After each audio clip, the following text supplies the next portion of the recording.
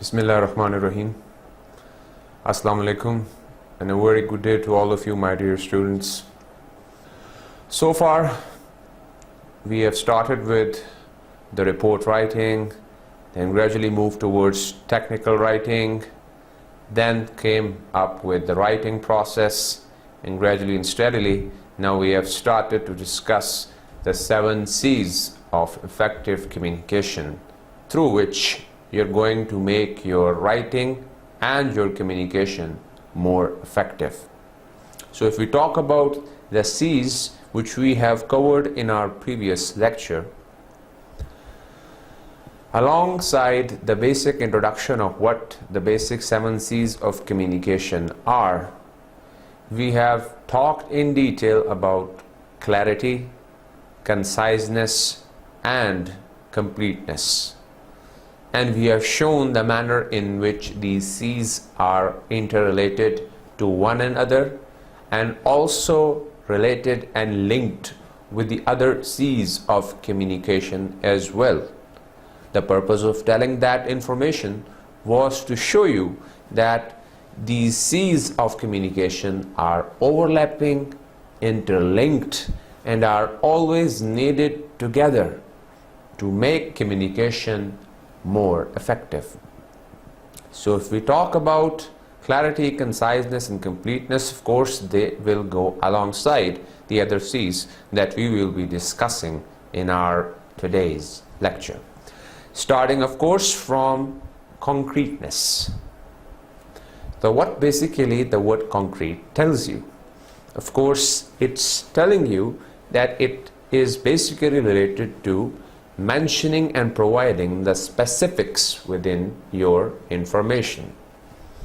Rather than being more generic or general, you have to keep your information provided within the content shared with the audience and the readers more specific.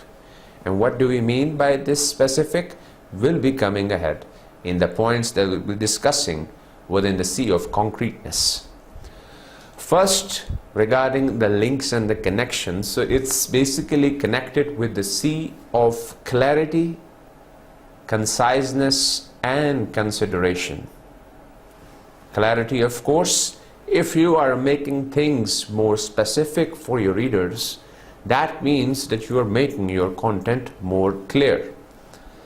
Then, of course, when you are providing specific information, of course you are developing this link with conciseness as well, because if you are telling things in a concise form, that means that rather than talking about things in general, you're trying to talk about them in particular. So another connection which you can find. And of course you try to provide that specific information which is actually required for your audience and for your readers, and that's why you are considering the nature of the audience as well. So that is how you find the connection between this C and the other C's as mentioned in the first bullet.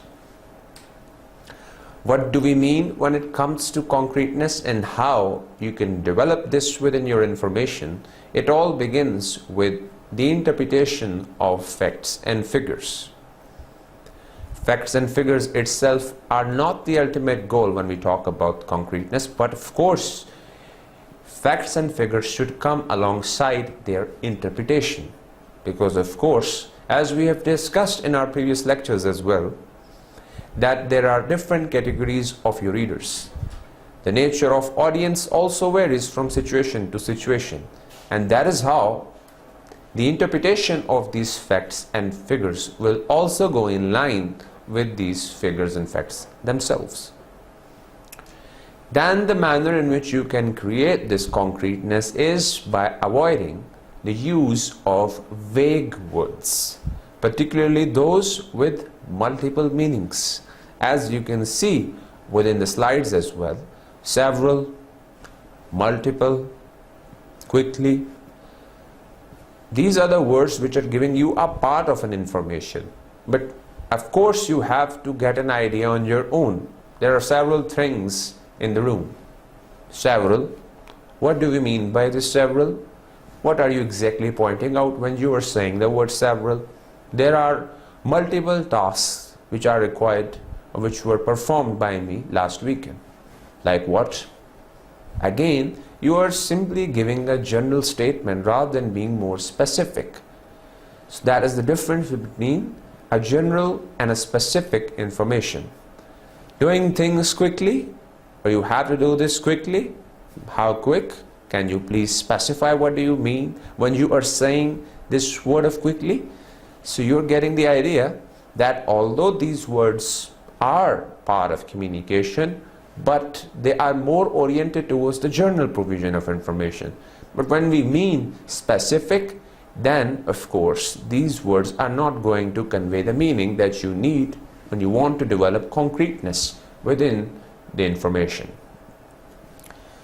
Another thing which is very important when it comes to concreteness is the citation of your sources and in an appropriate manner.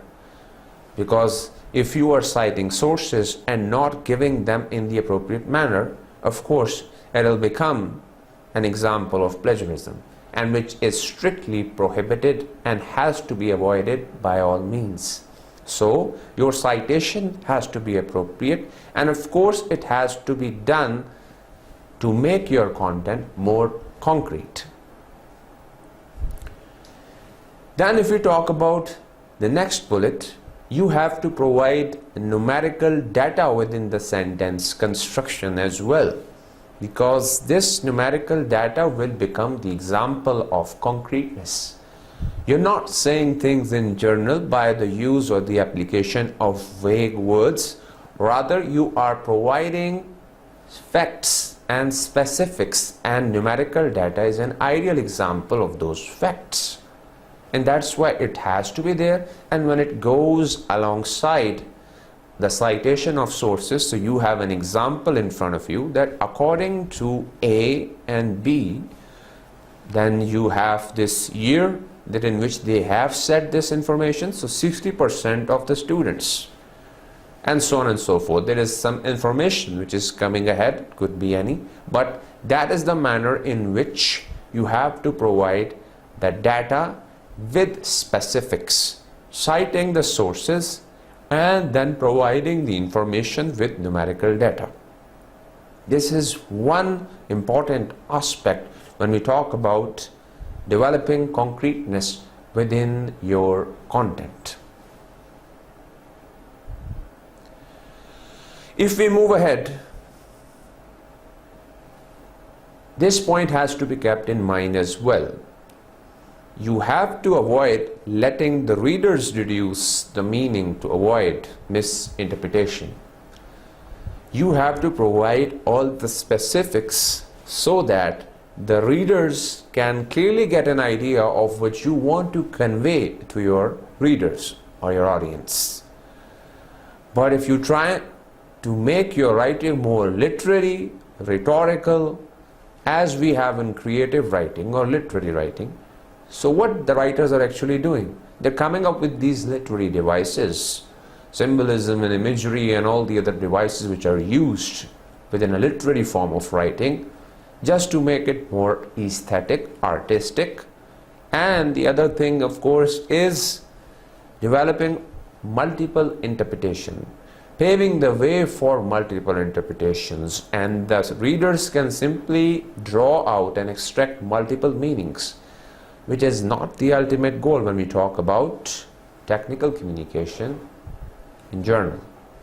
So this thing has to be avoided as well when it comes to developing concreteness within your information, that you have to provide specific information, that particular information, by avoiding the use of vague words, by all means using the numerical data with statistics, of course, and that is how you'll keep them on track. They won't have to deduce or infer any information or meaning out of the text provided to them. They'll have everything on the page provided to them. And that is how there will be minimum chance of misinterpretation. Another thing to note is the use of donatives. For example, the kind of expressions which are direct, very explicit and dictionary based words, rather than the words which are connotative. And connotative words are the ones which are with some associated ideas and notions. Again, the example comes of those literary devices, the manner in which the words are symbolic in nature, or they simply give meaning which is associated with another object. You can think of the similes and metaphors in which one thing is related to another in a manner as good as, or it is like that, and you simply, in case of a metaphor, call one thing another. Like a lion is coming, so not as brave as a lion, which becomes a simile, you call that person as a lion, becomes a metaphor. So these things are connotative, and these create confusion when it comes to their use within technical communication. And that is why these connotative expressions have to be avoided, and rather you have to use these donatives, direct, very explicit, and those expressions which have dictionary based definitions and meanings. Then of course you have to keep this point in mind as well, that prefer action verbs rather than nouns. You need to perform and focus on the action rather than just providing the details of subjects. So rather than nouns coming within your statements, within your sentences, of course the important subject matter has to be shared, but still focus on the basic action being performed, because that action is going to develop concreteness within your information, because you are providing that specific information, that what actually is happening, what actually was the outcome, and these are all performed and reflected by the use of action verbs. You reflect an action being performed within your sentence to make your content and information more lively. Vivid image building words. Now this one also creates a sort of confusion, because it's more or less related to, once again, that imagery which is part of literature or literary writing, confused sometimes with the manner in which you use literary devices to create imagination and far-fetched imaginations, conceits within the minds of your readers. Well, that is not the objective when we talk about the technical communication and using the 7 C's of effective communication. You have to use very clear, very concrete and image building words to convey your message which is there within your mind. Develop it in the same manner in which you have it within your mind, within the minds of your readers. And for that, the example gives you a very good explanation of how you can do it. For example, you say that this letter is long.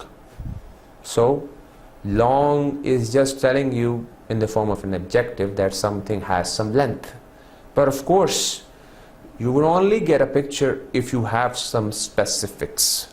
For example, this letter is 3 times as long as you said it would be.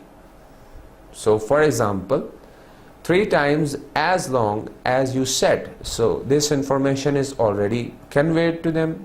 Some standard is already been mentioned, and then now with reference to that information, now this subject or the basic writer of this sentence is saying that this letter is 3 times long compared to the one told.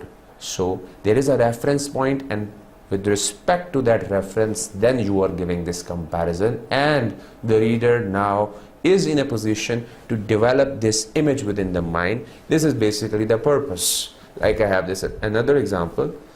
This guy is tall, or this guy is 6 feet tall. So saying this tall and saying this 6 feet tall is making it more specific. Now your image which is developed within your mind would be quite clear compared to the one which is developed earlier. So this is how you have to use these vivid image building words for developing concreteness within your content. This is also very important when we talk about concreteness. Of course, one way or another, it is related. Avoid the impossible and focus on the possibility, because there are statements that I read, there are statements where you are also quite familiar with the statements in which you are told that this thing is not possible after this time, or this thing cannot be done after this deadline. So saying it in this manner, where you are saying impossible, is going to develop a very negative image within the mind of your readers. It is going to weaken, lessen, or even affect in a very bad manner the relationship which is there between you and your readers. Rather than saying this, there is a manner of replacing it with some other alternative in which you give them a possibility which can be achieved, which can be done. So rather than saying that this thing is impossible after 5, you can say this thing is possible before 5 and it can be done. So you can simply change the language from negative to positive by turning this impossibility into a possibility, to develop and strengthen strong relationship and making your content and information more concrete. So that is how you have to avoid it. Provide the specifics and then try to turn that impossibility into a possibility. So that is how it's also related with this concept of concreteness. Again, you can get a good idea by using the active voice at positive situation, highlighting your own importance as well, or the importance of the subject as well, for performing an action when it has a positive impact on your readers. So if there is some good news to share, if there is something positive which has to be shared with your audience, with your readers, so the preference should be there for the active voice. And you would be able to understand it from the second bullet, that you have to use passive voice at a negative situation. If there is something negative, so instead of relating it with yourself, with the subject matter, just highlight the problem itself at the first place. And that is how you need the sentence construction within a passive voice, because passive voice is going to place that object in the forefront and the subject matter, or the subject which is basically performing the action, which would go at a side. So highlight the problem first in case of a negative situation. But if there is a solution, then the good tactic is try to develop, strengthen the relationship between you and your readers by using the active voice. The examples themselves would give you a very good idea as well to connect things with one another. Then of course, this detail is very much important, that capture the attention of the audience. So just keep in mind the nature, the level, the knowledge and background of your audience, and once you are aware of it, then structure your content accordingly to how much extent is information required to make my text more concrete, how many specifics are needed, how many facts and figures are required, to how much extent should I interpret this data so that the audience is able to understand the provided information. You will be the one to decide how it has to be structured, how much detail is required to strengthen the link, to develop concreteness in the long run within your content. Particularly useful for marketing or advertising campaigns. So this one also gives you a very good picture, the manner in which you see the introduction or the advertisement or the publicity of different products which are shared on daily basis or weekly basis. You see them on social media, you see them in the form of brochures, you see them on TV, but look at the manner in which you get the details of that subject, basically, which is the focal point of a discussion. So you get some concrete specific details with respect to its operation, the manner in which it can be useful, the manner in which it can be significant. So you try to find, you simply can find all the specifics, the significant features of that subject, of that focus point in front of you. And that is how you have to structure your writing, by providing concrete information in front of your readers. So this will be very useful as it is applied in case of your marketing and advertising campaigns. A good example, there were examples that I discussed just minutes back, but if you look at this one regarding the vague use and the specific, concrete and precise use of words, more or less related with the same idea.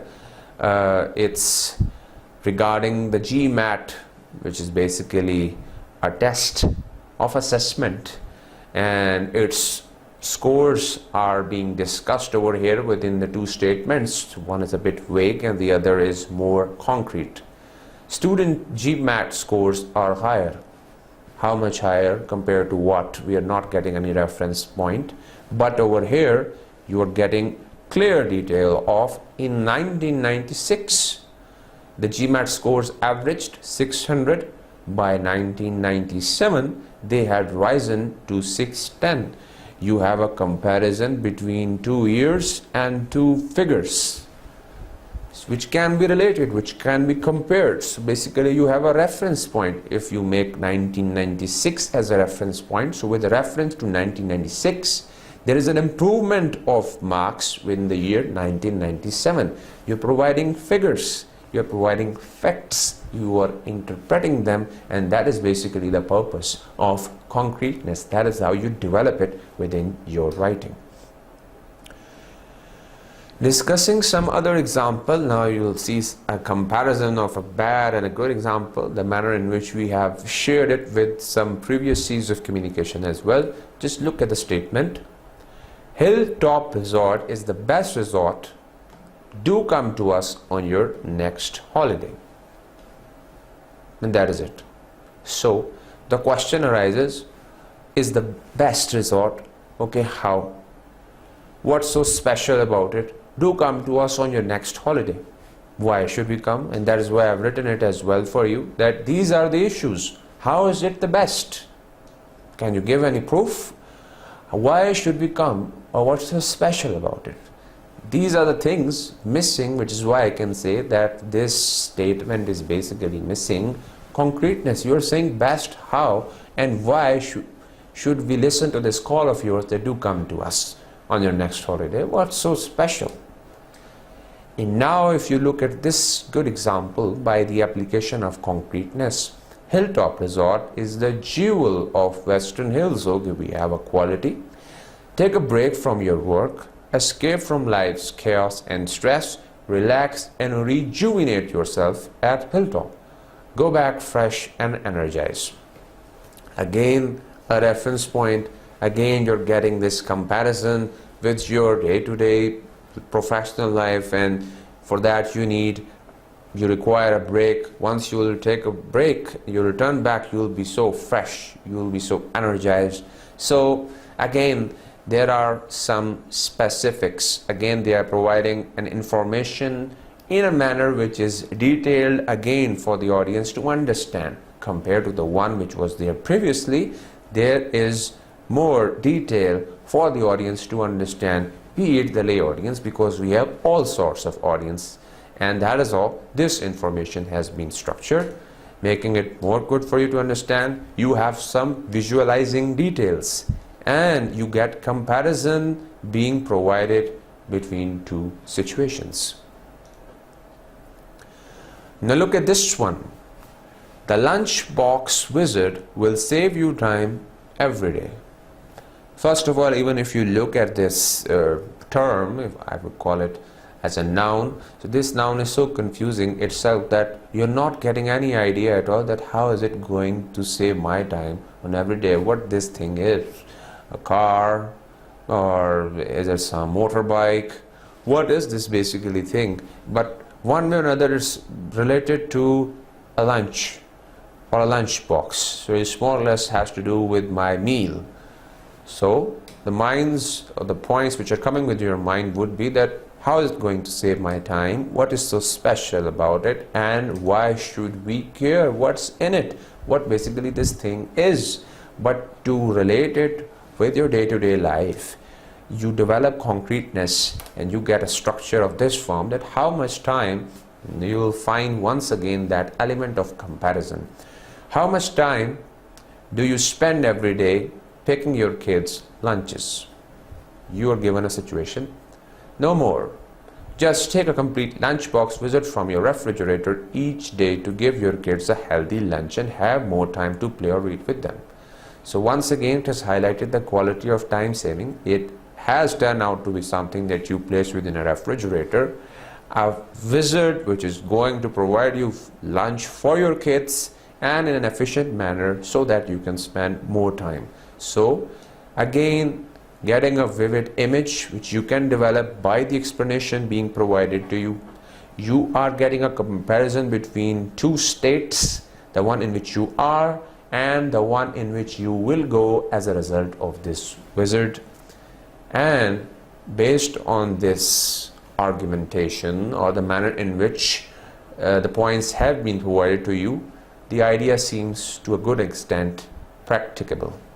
And that's why you can do a lot when you develop concreteness within your content. These were some good examples. You can find many more as well. Follow the links. You can see the manner in which the content can be transformed by the application of concreteness, making it more vivid, more clear. So you see this relation between one C and the other C. So every C is almost more or less related with the other C's of communication as well, and that is why these are to be applied together to get a perfect content. Now even over here I have an interesting task for you as well, and the reason why I'm calling it interesting is that sentences seems okay, there is no issue, there is no problem. There is one problem, and that is that these sentences are too generic, too general. By the use of vague words, by looking at them, I've highlighted them, made them bold as well for you, that our product has won several prizes. Our product. So over here you're getting a space to fill it up with some concrete words.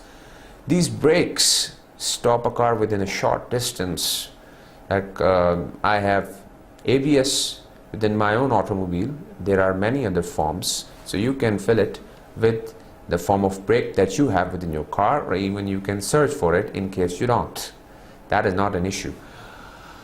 Tests were made by us. Specify who you are and in what position you have made these tests. A full report will be sent to you by the supervisor. Who is the supervisor? Oh, Mr. Singh will give consideration to the report. This one has the person's name, everything. Over here I have highlighted this will give consideration. Why the use of will give consideration when you can simply use the active verb of Mr. Singh will consider the report, will give consideration to the report. This is the point which was referred back in the previous slide. Rather than nouns as you have in consideration, turn it into an active verb so that the sentence looks lively and looks concrete and information being provided in the form of an action. This is the purpose, and that is how you have to change it. So there is one which I have done for you, but for the rest, that is your task, to simply change these into concrete sentences. I've given you the hints, just give it a try. Unable to understand, just rewind it, just go back, and I have given some clues. Look into them, try to understand, try to apply it, and then move ahead. And with this, we can place this stamp of completed over the fourth C of communication, and we can move towards the next C, which is of correctness. So if we talk about this correctness, correctness is again referring to the quality of being correct. But how and how can we look into the detail of how to develop this correctness when we talk about the 7 C's of communication. So you basically make your content clear by providing factual information with grammatical precision. So both things are to a very good extent interrelated, because the factual information itself without this precision will simply make it more confusing for your audience. And secondly, even if you remove this factual information, the grammatical content itself would keep it incomplete, as a result of which your readers would ask for more information. And that is something which has to be avoided once again in case of your effective communication. So you provide factual information with grammatical precision, and that is how you develop correctness within your content. This is basically the link and the connection of correctness with consideration. So you can only develop correctness if you consider the nature of your audience, their background, their concerns, their expectations, everything, if it is there within your mind. And if you structure your content accordingly, only then you are developing correctness within your content. That's why you can see the link between these 2 C's of communication. Once again, the importance of avoiding all the grammatical errors. This one is also very much important, that the space for doing an error is not allowed, especially for developing this correctness. If you are making the errors, this C will vanish, and which will hamper your overall impact of the content towards the audience and your readers. So you have to simply revert back, think of all the writing process that I have explained to you. You have learned it gradually. Think of all the techniques which we have learned. There are so many techniques, especially within the finishing stage, the post-writing stage. That is how it becomes important. Now you can realize how these things are related, how we are moving step by step, making you a perfect individual who knows how to simply use and get a good command over the technical communication. So link these things together and then apply them to come up with the very perfect content. So you have to avoid all the grammatical errors by, of course, using the post-writing techniques, and then just look into this point: exact, correct, and very well-timed message. You should know which information should come at what specific point, and if it is well-timed, one point has been explained, and then the second point, which is related to the first point, is coming after point number 1, means that you are moving in a logical sequence, and that is how it is well-timed communication, well-timed message. Everything is coming exactly at the point where it should be. That means it's correct. Again, valid, reliable, and credible sources. So your sources would be reliable if their results, after performing that experiment on the basis of which they have found those results, if they are giving similar results, that means that their data itself and the authors, the researchers themselves, are reliable, and their content, their information can be cited. So you can, of course, use these sources who are valid and themselves and reliable, and they are credible, authentic.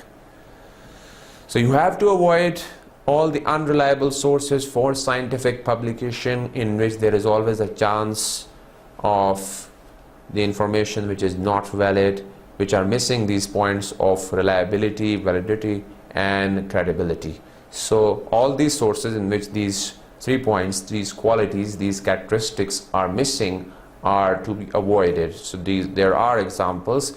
You are well aware of all the forums in which very authentic research papers are available, the research being provided to you by different authors. So you have to basically use their data which is genuine, which is authentic, and that is something which you can cite within your own content as well to make it correct. That's why I've written it, that it is fundamental in case of writing a research paper, that you have to simply include these references of the credible sources in case of writing a research paper. Otherwise it won't be considered as a research, because you are not moving in that cyclical process of carrying out research in which their references, their citation and their study is needed. So to make it correct, with reference to carrying out a research, you need the references of these valid, reliable and credible sources to support your own claims with results. So that is why you require, and that is why you need these references, and that is how you can make and develop correctness within your content. Now let's move onwards to the next slide, and I want you to give special attention, as written within the bullet itself, special caution in case of extreme workload. Why? Because when you know that you are involved, you are basically having a very long to-do list, and there are multiple tasks which are required to be performed within the specified working hours. You try to do things in a very haphazard manner. You're doing things very quickly, and this pace, this speed gives rise and paves the way for making some errors, lapses and grammatical mistakes, which become part of the written content that you develop within an office environment. As I mentioned earlier, that you have to come up with some written content which is required, which is needed, be it in the form of an email, but there's a big chance, if you're short of time, typing the email in a very quick manner, so you can do and you can miss many things. And that is how this thing becomes important, that you need to ensure that, especially in case of an extreme workload, ensure to cross-check that content that you're developing. There may be a chance that you miss out very minor errors that you are going to just see in the upcoming example after the points that I discussed with you. Proper grammar, check the grammar, check for the punctuation and spelling. As we used to proofread in the previous lecture, we had some examples, we used some symbols to point out where these things are missing and how it can be rectified. So go through that technique of proofreading to identify the errors and to remove them within your final draft. Using the right level of language. Right level means, depending upon the nature of the audience, you determine whether to go for the formal or the informal choice of words. I will share the examples. And then you require the accuracy of facts, figures and words. Accuracy means having another person read and comment on the validity of the material. You may be thinking that this thing is valid or reliable, whereas the other person, once reading the content, may find out that some further studies have proven this point wrong and they have turned out to be more authentic. Therefore, this point requires rectification and a change, no longer being reliable. That is why this accuracy of facts, figures and words becomes significant and has to be ensured, has to be applied to develop correctness within your content. If we look at those levels of language that I just mentioned a minute back, so you can just see these are the alternatives for one another, depending upon the nature of the audience that you have. So you can use participate or join, you can go for procuring or getting, endeavor or try. So it depends on what your audience can understand. After all, you are the sender, but they are the ultimate receivers of your information. And if you are not using the right choice of words, you are not making that right choice, again the feedback would come for clarification and further explanation. And would you like it? So that is why you basically ensure that use right level of language depending upon the nature of the audience. Now there is an example for you where Mr. Abdullah is addressing Ms. Saima. Dear Saima, further to our conservation today, I am attaching the plan for the first stage of the project. Hope the 1 week deadline is okay with you and your team. Regards, Abdullah. So the reason why this example becomes bad is that from the appearance, the structure, the choice of words, everything is okay, but I want you to focus on line number 1 in this word and line number 2 over here in this word. If you have a computer spell check, that also say very nicely spelled, all things okay, no issue, because this is a word and it means something. You talk about conservation, that means okay as well.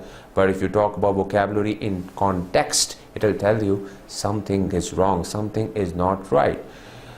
I guess the writer meant to write conversation rather than conservation. So further to our conservation today would have a very different meaning compared to conversation. And hope the 1 week deadline, that the deadline is weak, or 1 WEEK deadline would have a very different meaning. And these are so minor errors that when these were not visible, so even I could have missed it, and I can say the same for you. And this has to be ensured. This is what reading it carefully, ensuring the presence of correctness demands. This is what proofreading demands as well, and that is why these techniques are developed and used. You have seen the difference. And with this, we can place a stamp of completion over the C of correctness as well. And now we can move onwards towards the C of consideration. Looking at the word itself, you basically consider through your writing. But what do you consider? You basically consider the nature, the expectations, the desires, the ideas, the background knowledge, expectations, anticipations of your audience, that these are to be fulfilled, these needs are to be met through my writing, and this is basically ensured within your writing by the application of consideration. How do you do it in writing is something that is a skill, and that is something which we are going to understand by moving and going through these slides. This is the first point to be focused, that you basically have to step into the shoes of others, or to interpret it in another way, you have to just suppose that you have to look at your own self. For example, if I have to look at my own self, so basically how can I look at myself from the eyes of the students, from the eyes of my viewer, and that is how I have to fulfill the needs. That is how you basically apply the technique of consideration. You place yourself at the place of the other person, and then by placing yourself over there, then you have to ask yourself some questions, that what do I expect from myself if I am at the side of the other person?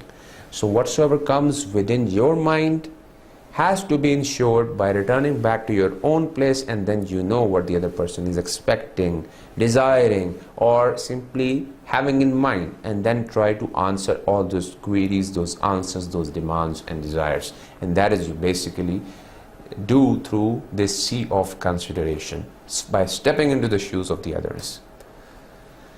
Now its connection with the principle of correctness, because of course, as I mentioned earlier, when you consider the nature of the other person, you know what they desire, what do they expect, and then you are providing the right kind of information, meaning that you are providing the correct information. So that is how these two C's are getting linked up.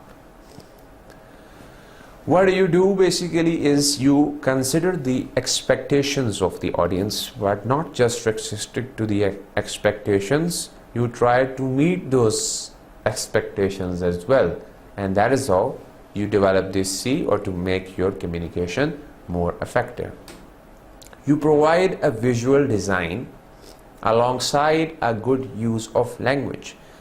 So design has to be visual, which can be, if I say it in the same way, visualized by your audience. They can simply visualize the information which is being provided to them, because you have considered their nature, their level of comprehension, and based on that level, once you have understood it, now you are writing that information so that they can perceive and conceive as well if you want them to conceive some idea as well. So that is how you structure it, and it demands a good use of language as well. What do we mean by good use of language? So you basically make the content comprehensible and appealing. It should be appealing, that they should say it from the inside that this thing is making sense and it has to be applied, it has to be accepted, which means that it really was appealing.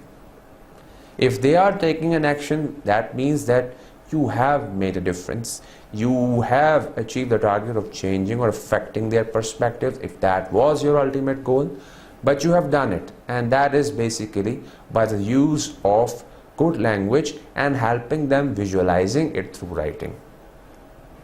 Maintaining audience self-respect, a very important point. You need to ensure that this self-esteem, this self-respect, this dignity of a person is not affected with your writing. Even if you have to teach them something, teach them in a manner that their own respect is not affected, and they take that information in journal, that it is for us in journal rather than for someone particular.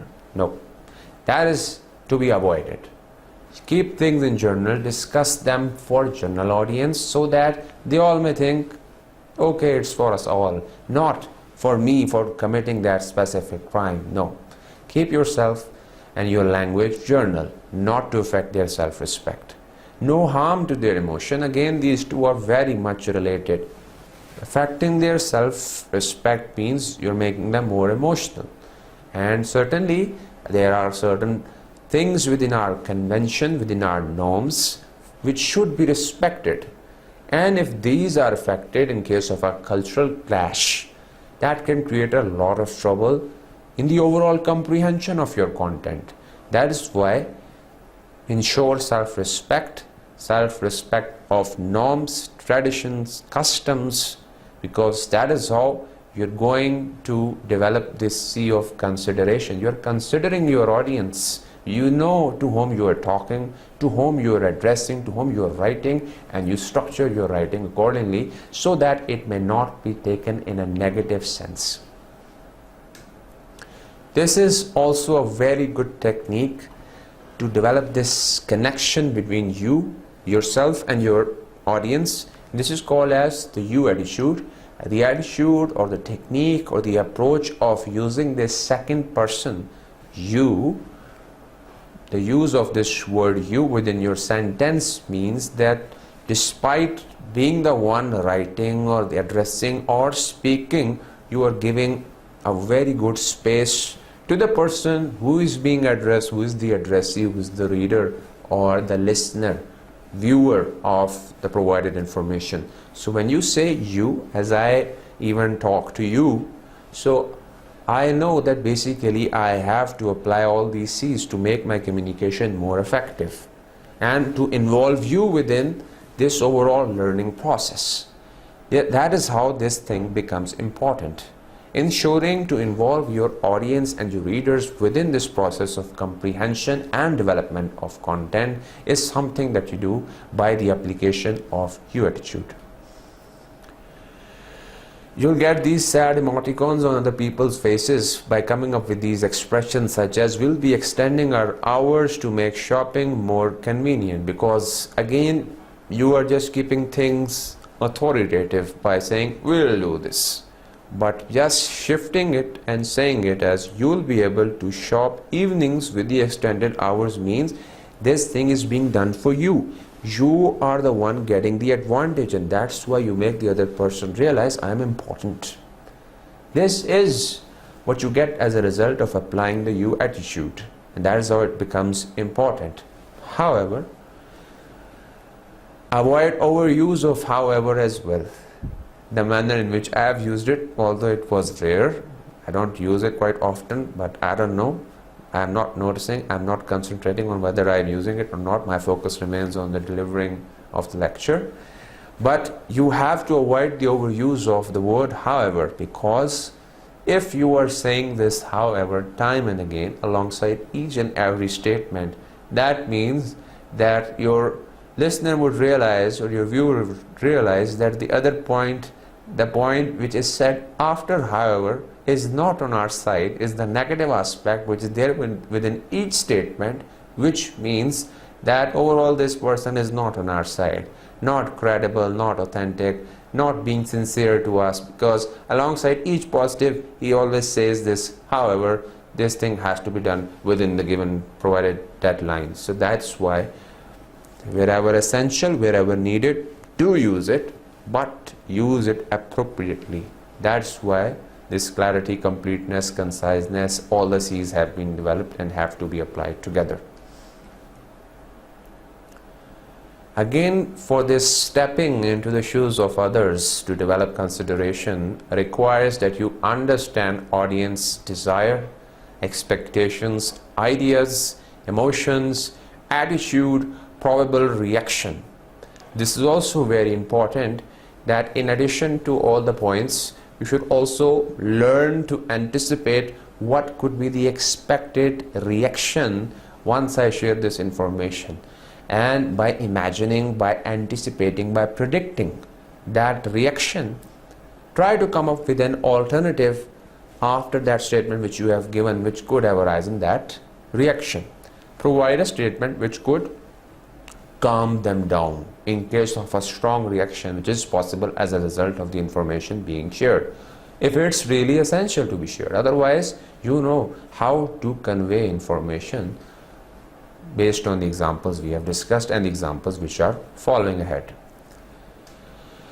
Now, you will simply say, earlier sir was saying to use or to apply you attitude. Now the point is coming, avoid you attitude, but just read the statement in detail. Avoiding you attitude in a negative situation, that you have to see whether the situation is right to be used or wrong. As I had this example of using the active voice in a positive situation as using the passive voice in case of a negative situation, because that could have a very big impact if you are using active for a negative situation, because you will be held responsible, because you are placing yourself. And it's our own nature as well that we look at the very first word within a sentence to just realize who is the addressor and what do they have to talk about. This is our nature. You'll gradually understand this, that this thing happens naturally, and that's why these constructions have been developed. So based on this, you have to avoid the you attitude in a negative situation, because right after this view, if you are saying that you failed to submit the report within the provided deadline, it could have a very big impact, because your reader or receiver would say, I am being held responsible for everything, or do I have to own every bad thing because of this you attitude this thing has developed. So that is why you have to avoid this you attitude, especially in case of providing some negative information. Now, this is also a way of congratulating. I want to send my congratulations, highlighting you and yourself all the time, that you are the one who is congratulating.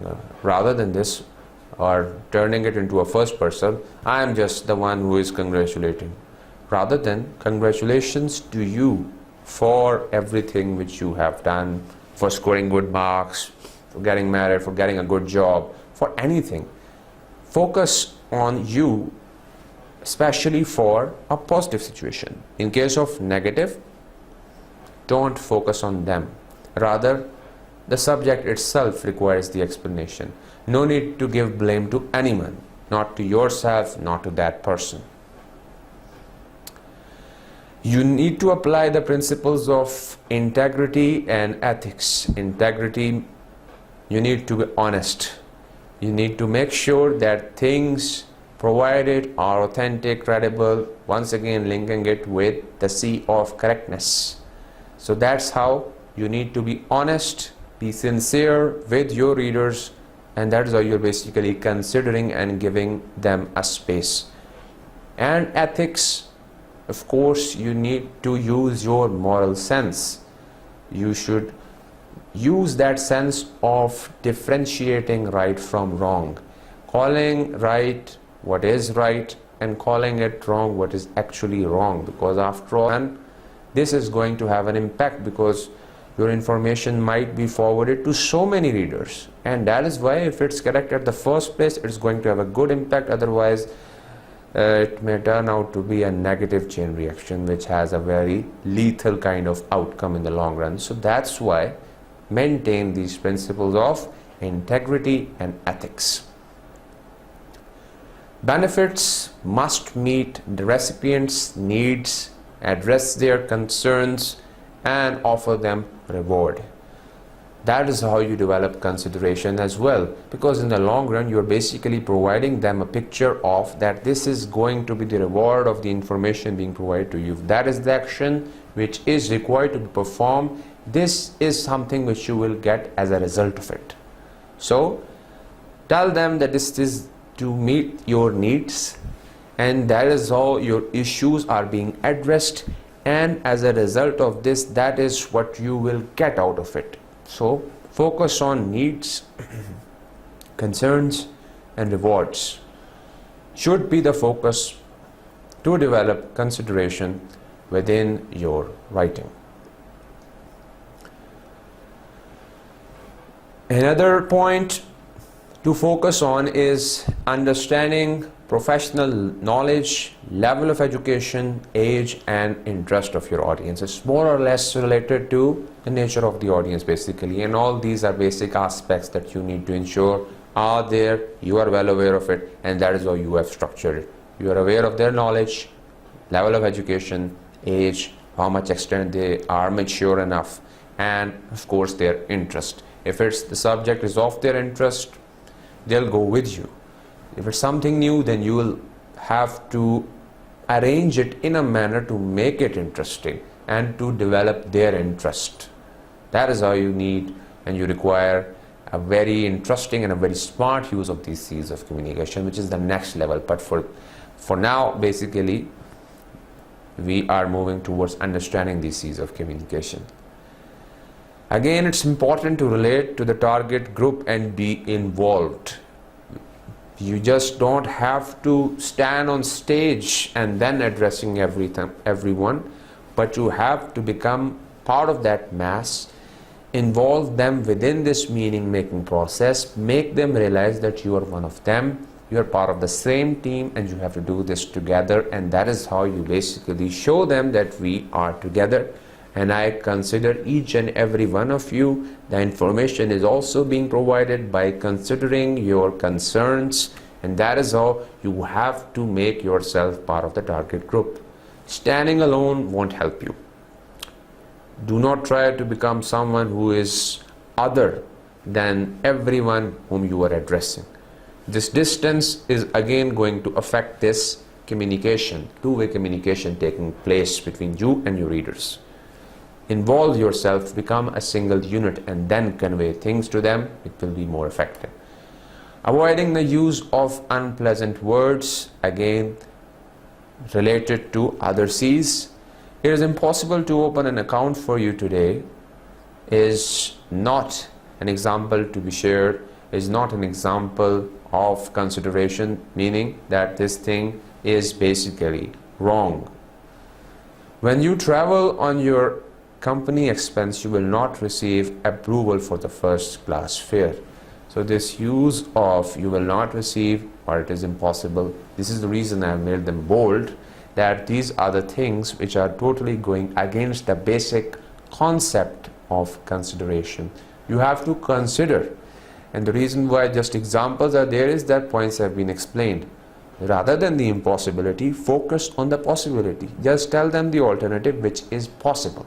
And in case of you will not receive when you travel on company expense, so give them the alternative that how can I receive the approval for the first class fare. That is how you're basically considering their expectations and the audience themselves. Now looking at the example, I call it bad example because we're going to figure it out. Dear Mr. Sadan, I'm sorry that we are presently out of stock of black handbags and we will be unable to fill your order at this time. An order has been placed with the manufacturer. You will receive shipment after 10 days. I trust this delay will not inconvenience you. But the point is, at the very beginning, it is seen within some information. You have used so many wrong, so many negative expressions that the other person won't be interested to read what's coming ahead. So rather, Mr. Mudassir is now smart enough to simply restructure the information into, for Mr. Sadan, thank you for ordering a black handbag. The color you choose proved to be very popular and we quickly sold all we had in stock. However, we have placed a rush order for more and are promised delivery within 10 days. Yours will be shipped the same day our new supply arrives. I know you'll be delighted with the unique carry-on bag. It's not only very handsome but incredibly inexpensive. Highlighting the qualities, ensuring this thing is delivered and ensuring that it will be given to us, and the day it's given to us, you will simply dispatch it to be received by Mr. Sadan. That is how you can structure it. You are considering the need of the other person and you have structured it accordingly and keeping it very positive by the very first thank you note. Now this thank you note can have such a big difference within your communication. That is how communicate with everyone, be it your teachers, your professionals, your boss, your colleagues, but that is how you need to ensure how to communicate, how to begin. Do not just take a start in a negative way. It won't help you in the long run. It will develop a very negative image of you in future and for your readers. Start with a very good note. Now look at these expressions. You will be, or customers will be able to do transactions after office hours at the teller counter till 5 p.m. Now over here they are placing a line, which is why this emoticon of sadness is there by looking at the statement itself. But to make it a happy one, we are happy to announce that transaction can be made even after 3 till 5 at the teller counter. So over here the structure, the meaning is the same, but the structure itself has highlighted that this is the time in which this thing can be done, and that is why we want to simply share this good news with you that this thing is possible. Again, focus on the possibility rather than the impossible. That is something which requires some exercise, but I am sure we will be able to develop it together. It is not possible for us to extend locker facility to you since you do not have a fixed term deposit in our bank. The other person will be as sad, even sad, more sad than this one. Extending the locker facility will be attended to you as soon as we receive an investment in fixed term deposit from you. So it will be attended. It is possible. Now that is the focus which has been highlighted.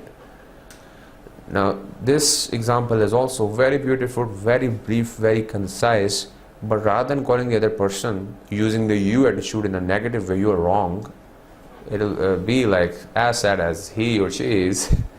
The other person is like your addressee, but our perceptions appear to be different is a very nice way of conveying the same thing to the other person, that you probably may be wrong because our perceptions appear to be different. So this thing would convey the same thing to the other person, but it won't hurt emotions, it won't hurt feelings, it won't hurt their self-respect, and that has to be ensured in case of consideration. So there would be many occasions in which you have to say that you're wrong, but try to apply this technique of saying our perceptions appear to be different. Maybe we can work this out in another way. Let's try it. And then start your discussion for further explanation rather than just simply saying to the person, you're wrong. The car left by you for service cannot be delivered before the end of the month. Now this is also a kind of sentence statement that you hear around you in the surroundings, but it has to be replaced. It can be taught. If you learn it today, you can teach it to so many others. The car given to us for service will be delivered after thorough service by the end of the month. So cannot be delivered can be simply replaced with will be delivered after that. That condition which is creating that negative sense can come at the end, and that is why you can simply place this negative aspect in a new way but at the end and focus on the positive. With this, I conclude the sixth C of communication, of consideration, and move you towards the last but never the least, which is courtesy. The respect, the element of respect that you give to your readers.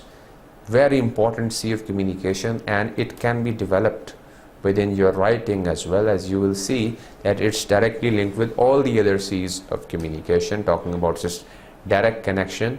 It's all about giving space to the audience. You have to involve them actively within the interpretation and meaning making process. You have to involve them, and talking about its link, it's connected with the principle of correctness. Of course, if you are providing the correct information, it will be correct if you have considered what their expectations are, and that is how you are giving space to the audience, and that's how you are ensuring courtesy. Providing concrete information, of course, would be giving specifics based on their nature, based on their background knowledge. So again, you are considering them, giving them the space, and then providing the information so that they can understand. Again, you are developing courtesy. So that is how it's linked with these C's of communication. This gives you a good picture of comprehension, that you are understanding others' feelings along with perspective. It's not just the outlook, you focus on their feelings as well, and you try to make sure that these are met, these are not hurt, everything, they are given the space which they deserve in the meaning making process, and that is how they will involve with you in the overall understanding, in that action which has to be performed, but ensure that you are developing courtesy within your content. How can you do it? You basically provide the respect through your writing, and you try to be polite. Politeness itself is a very complex phenomenon, because linguists are carrying out research. They simply study human by looking at their positive face and negative face. Positive face meaning the one which is simply the face which is there in front of the audience, the one which is used to simply assemble everyone together to perform a teamwork, a task which has to perform together. Negative face is the one which is hidden, and which is the one which has some reservations, but it is not brought into the forefront to damage the relationship between a working environment. So these are the two faces, and they come under this line, under this concept of politeness. You apply these politeness strategies by keeping this negative face behind and this positive face in the forefront, which is basically used to strengthen the relationship. So you basically try to be polite, then in addition to this you try to be judicious, showing very sound judgment, and you try to be reflective as well. Wherever there has to be a sharing of knowledge, it has to be done based on the nature of your audience. You try to reflect your own perspectives as well, but it has to be done based on the given terms and condition and the limitations as per the content being shared with your audience. Giving space to the audience would of course mean you are providing that specific background for the general public if it is needed, and of course in case of the general public it would be needed because they require details. Then it would become specific in case of co-workers, because they are no longer the general public, but they are the ones who know almost the same as you are, because you all are working together within the same environment. That is how they will be looking for the specific details. Then you providing societal benefits, what would be the overall outcome and how the audience is going to get the benefit from all of it. And you basically, it requires your own understanding of the background knowledge of the audience. So you basically understand the background knowledge of the audience, and based on this comprehension you'd be in a position to structure your content accordingly without any issues. Positive and focused towards audience. Again, this positive language is self-explanatory. It shouldn't be that much confusing. One way or another, your information has to remain focused towards your audience. If it is related to them, they'll be interested to read. If it's just related to you or about you, they'll lose their interest. You have to involve them, as I mentioned earlier, giving them the proper space which they deserve, and they will get the space provided the subject matter is one way or another related to them and will be providing benefit to them in the long run. That is how you develop courtesy, as we will see in the examples as well. What you have to do is you have to be open, you have to be friendly, you have to be honest, integrity, and empathetic.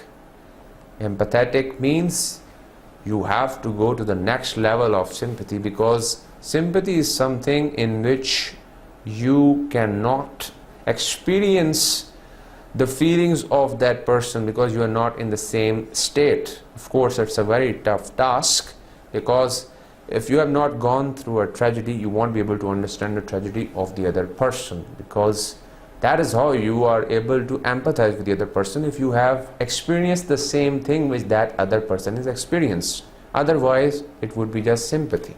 Empathy demands that same feeling, that state of mind, that heart in which the other person is, be it a sad situation, so you have to go into that situation, or just try to go into that situation by, of course, stepping into the shoes of the other person by using that C of communication, consideration, and through that you will develop this C of courtesy as well. So of course, becomes and looks tough, but possible with practice and exercise.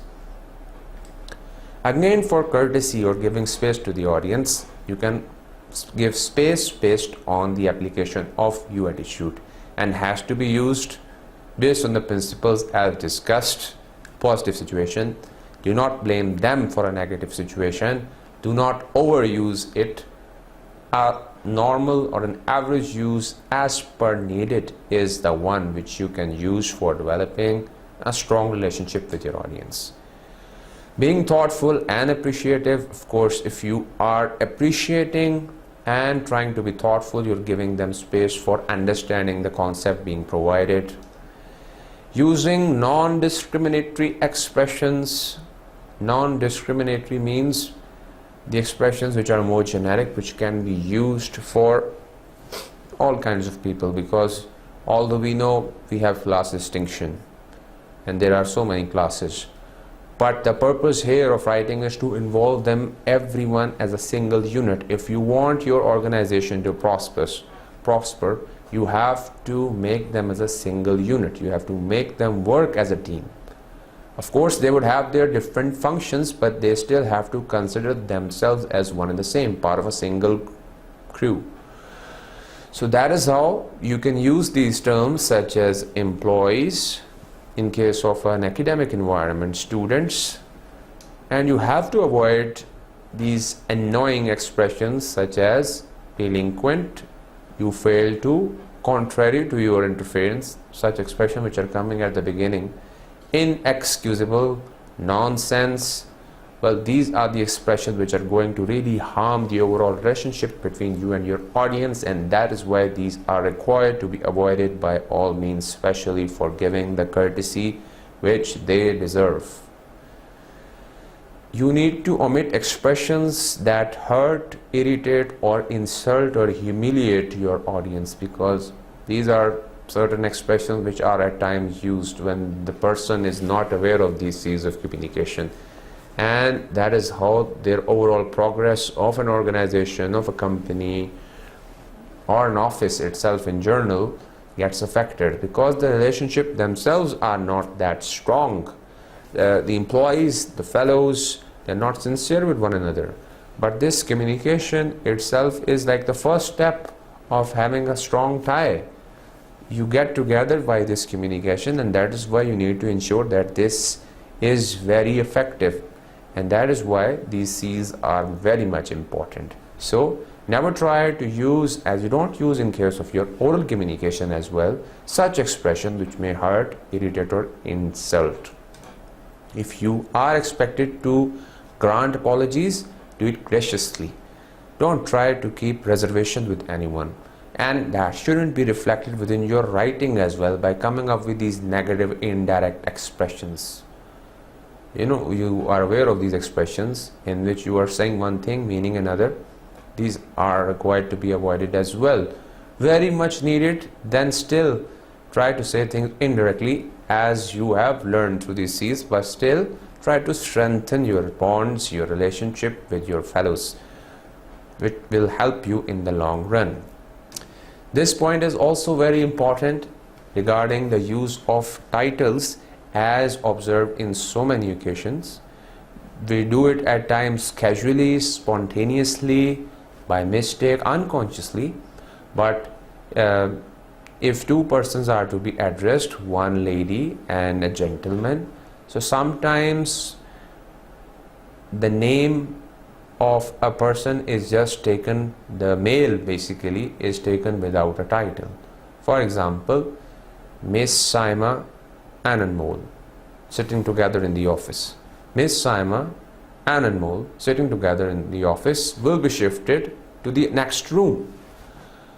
In a general statement, if it's oral, still to a good extent it looks a bit strange, calling Saima, Miss Saima and Anmol as Anmol.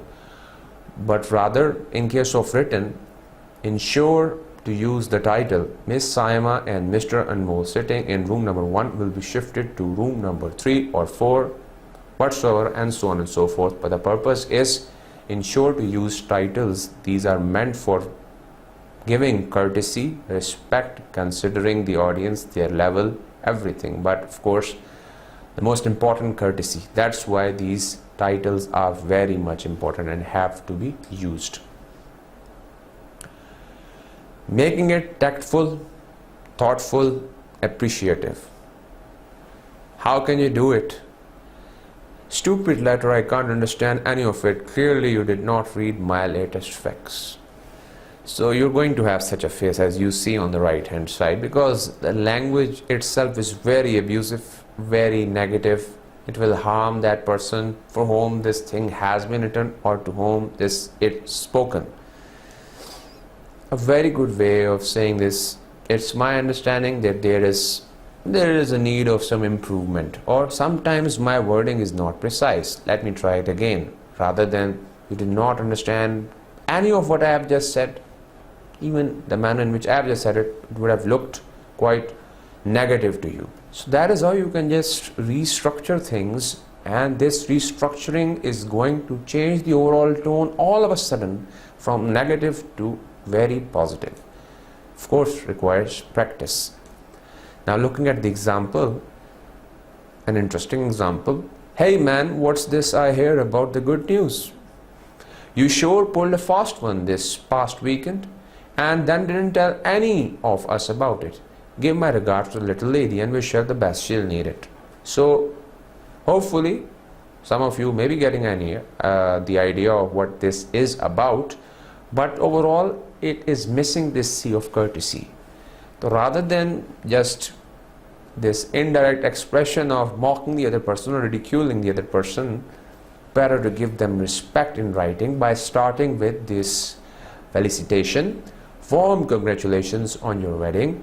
Well, you certainly took us by surprise. So the meaning has been conveyed to the other person that you didn't tell us. In fact, just a few of us even suspected you were taking off to get married. But even though we did not hear about it, we wish you the best. Okay, we didn't hear about it. You took us by surprise.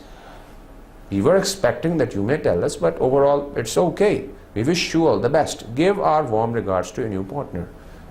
The other person will get the message and will realize the mistake as well. All it depends on the choice of words which you have made, and these choice really has a big difference if you look at it in the long run.